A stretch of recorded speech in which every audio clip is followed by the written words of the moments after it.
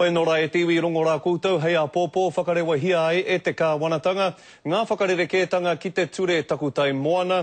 Nā te kāwanatanga te ture takutai moana nei I arotake I te marama o Hongongoi I te rātau.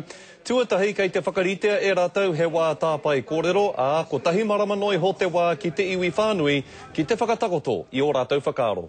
I actually think when you see the discussion document, you'll see the preferred approach for the government. I think it's moderate. It balances the rights of all New Zealanders. It has some absolute bottom lines around basically access to the foreshore and seabed. And I think the bulk of New Zealanders, when they take a moment to reflect on it, will actually believe that this is a better and more constructive way forward than the 2004 legislation. Oh, I'm expecting they'll say they'll repeal it and put in place pretty much the same thing. It'll be an exercise in political rhetoric. But it won't change the reality.